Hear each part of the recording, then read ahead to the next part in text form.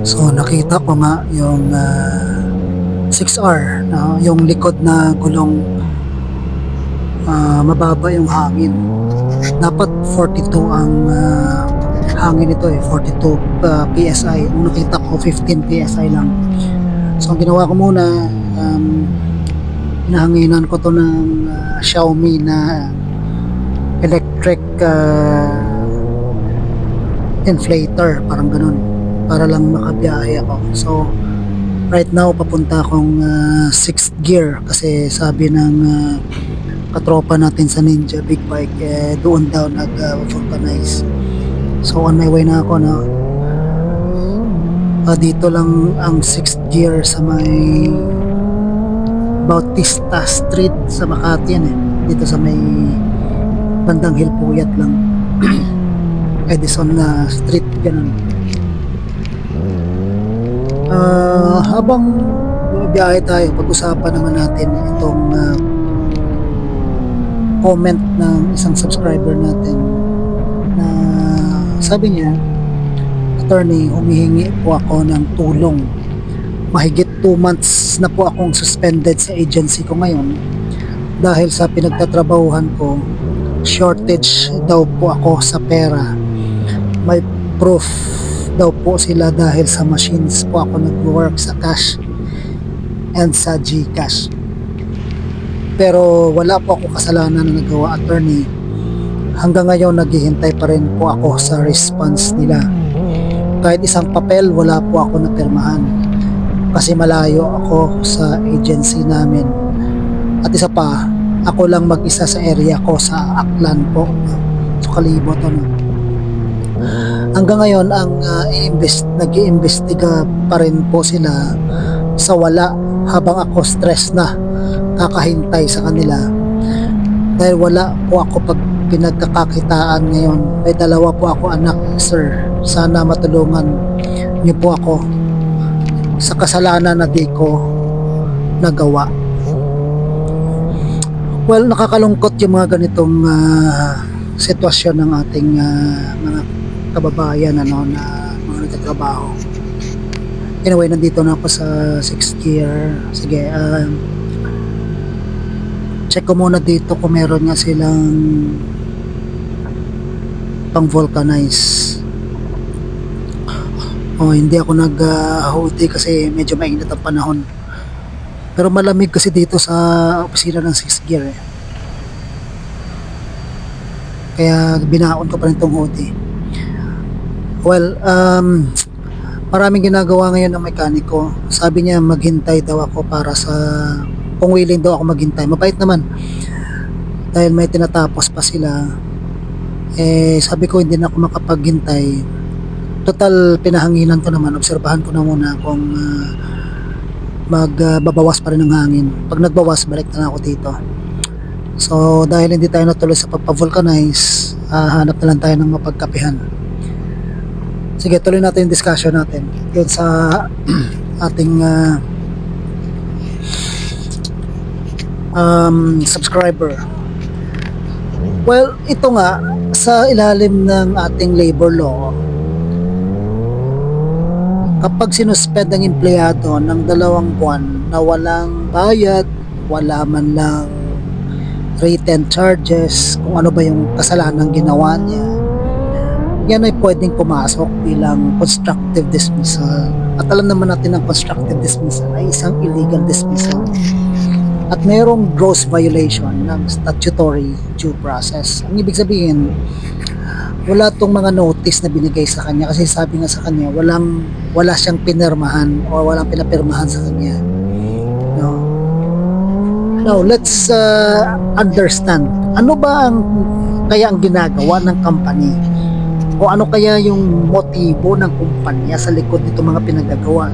Nakasuspend ng 2 months, tapos wala man lang pinareceive ng mga papel, notice, whatsoever. Na-stress ng empleyado.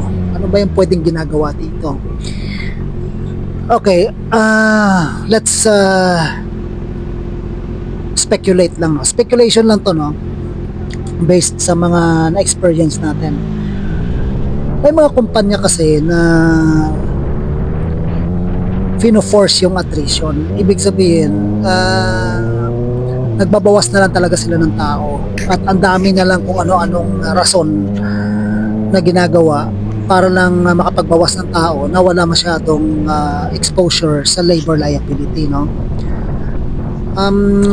Minsan ang mga employer inilalagay nila yung mga empleyado, lalo ng mga agency na naka-assign sa malalayong lugar, no, sa indefinite verbal suspension para, alam mo yon, pahirapan, no, financial starving, para lang mapwersa na ring mag-resign.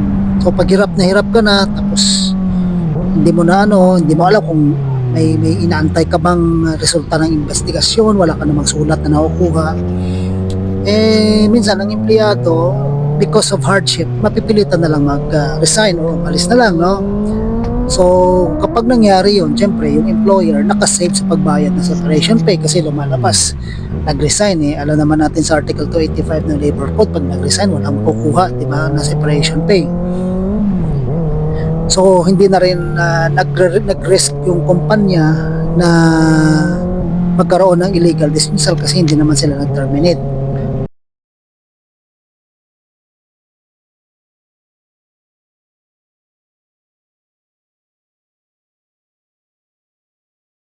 Dahil lang nabwisit na yung employee, nag-resign na lang, no? Hindi na kinaya yung sitwasyon. Pangalawang posibleng dahilan, no? Wala kasing ebidensya, no? Dahil sa walang concrete na proof or konkretong basihan na nagnakaw nga yung empleyado mula sa cash register or sa GCash man, kung ano man yun, na nagkaroon ng shortage, yung employer, dahil sa wala namang ebidensya, iwas pusoy, di ba, yung tinatawag natin sa Filipino lingo natin, no? Iwas pusoy, hindi nag-issue ng mga written charge, no, para hindi na masilip. So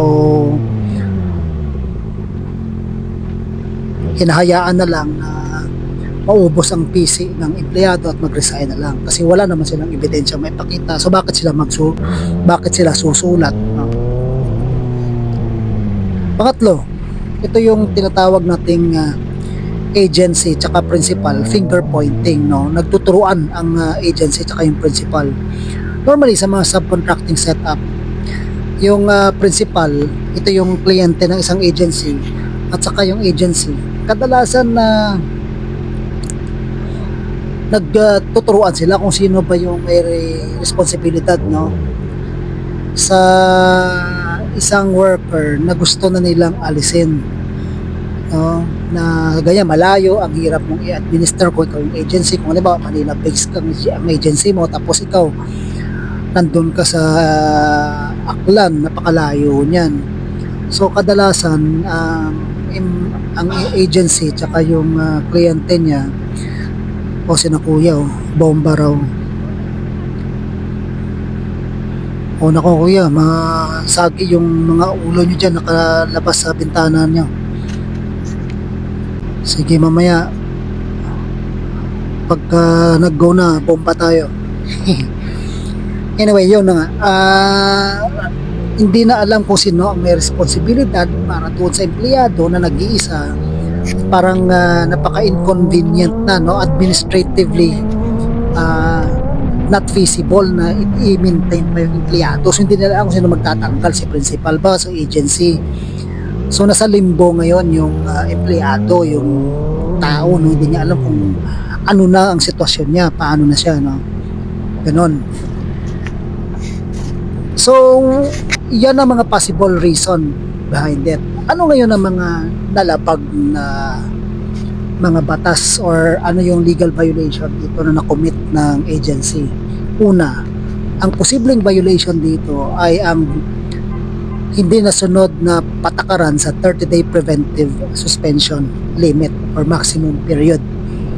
Sa ilalim ng ating Omnibus Rules to implement the Labor Code, specifically Book 5, Rule 13, sabi dito, ang preventive suspension daw cannot exceed 30 calendar days.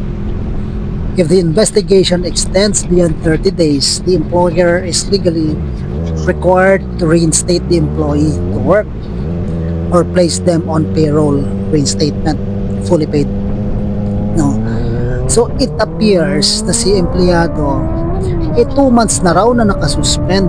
Hindi man lang malinaw kung yan by preventive or punitive. Either man doon, pareho ng lagpas sa 30 days, no?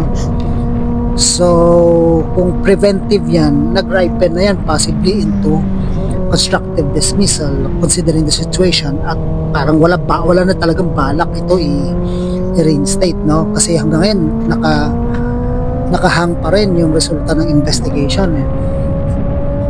Ngayon, kung yan man ay punitive suspension, yung suspension na pang penalty na talaga, malabo rin kasi wala ring prior notice. Hindi siya nabigyan ng pagkakataong mag-explain kasi nga wala nga raw ni isang pinapirmahan sa kanya at wala rin sinabing may pina-explain sa kanya doon, no?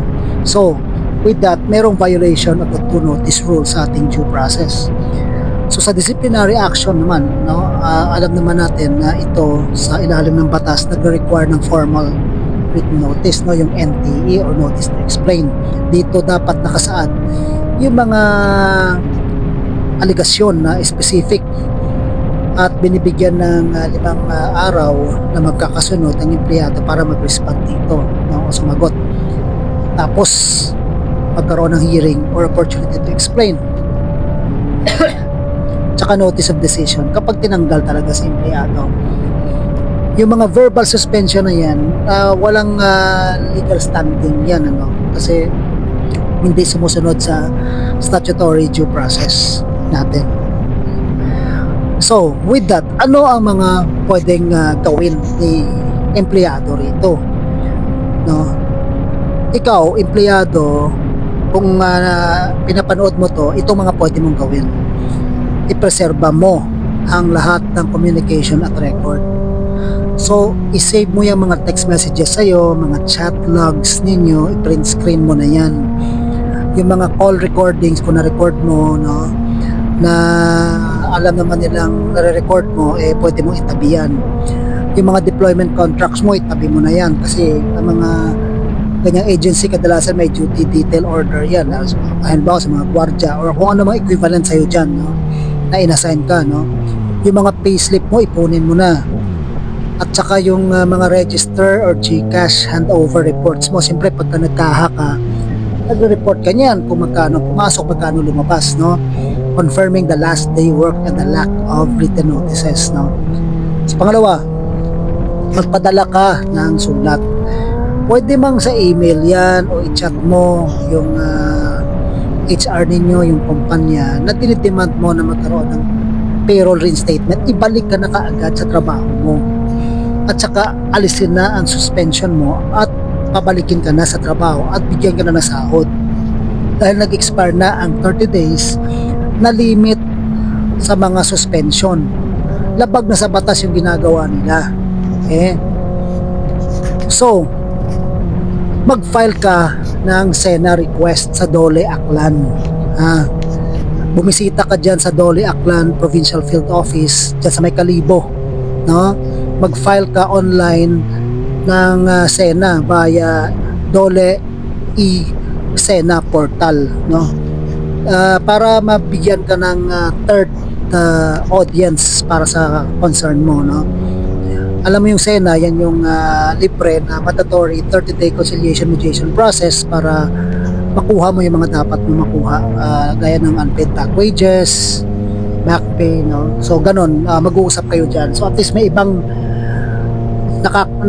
nakikinig sa inyo at nakikita yung sitwasyon mo ng taga-Dole.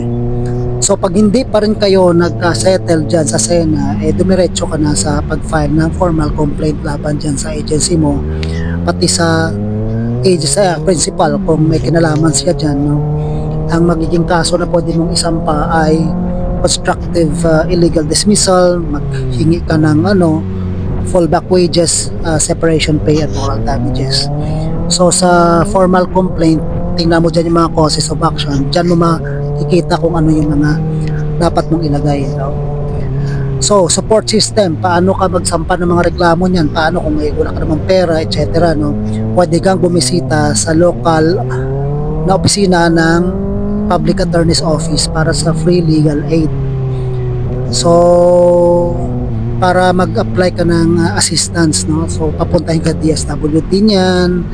Tapos may mga program dyan ng gobyerno natin for immediate food and cash aid for your children. Kasi sabi mo nga may anak ka, pumunta ka muna doon habang inilalaban mo yung sitwasyon mo, no? Kasi napaka-importante na magkaroon ng survival yung mga anak mo habang inaasikaso mo ang legal na proseso ng iyong sitwasyon. So, DSWD, meron tayong assistance to individuals in crisis situation program ng gobyerno dyan sa inyong munisipyo, sa Municipal Social Welfare and Development Office, MSWDO, no? Humingi ka muna ng tulong dyan, food and cash para sa mga anak mo, no? Habang inaasikaso mo naman ang mga papeles mo sa PAW para mabigyan ka ng tulong, kasi kung malapit ka lang dito sa akin sa Makati, pwede ka naming tulungan, no? Yun nga lang, napakalayo mo, Aklan ka, Makati yung office namin. Anyway, so I hope, no, nabigyan kita ng konting kaliwanagan dyan sa sitwasyon mo, and of course pinapanalangin natin na makarecover ka dyan, kasi nakakaawa din yung sitwasyon mo, lalo na yung mga anak mo, no?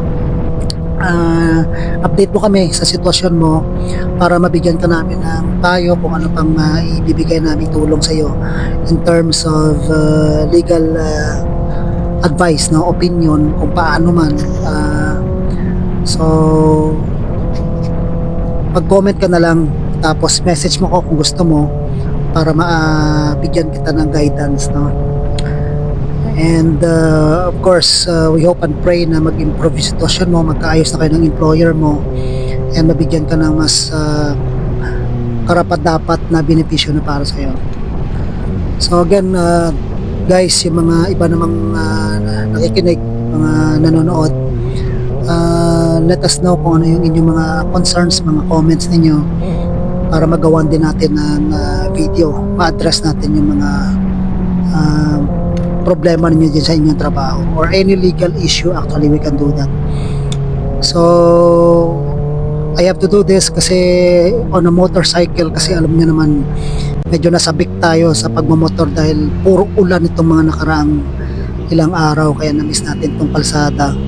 So ngayon, papunta akong MetLife Mall para doon tayo maghanap ng mapagkapihan. Balik na lang ako doon sa 6 gear. Tingnan ko muna kung kailangan ko ba talagang ipavulcanize yung gulong ng itong 6R, no? So in the meantime, kapag nabawasan ng hangin ito, dagdagan ko na lang muna. So guys, yun nga pala sa mga hindi familiar, dumadaan ako dito sa NAIA X kanina, no? Wala na ako ngayon sa NAIA X, dito na ako sa may Makapagal.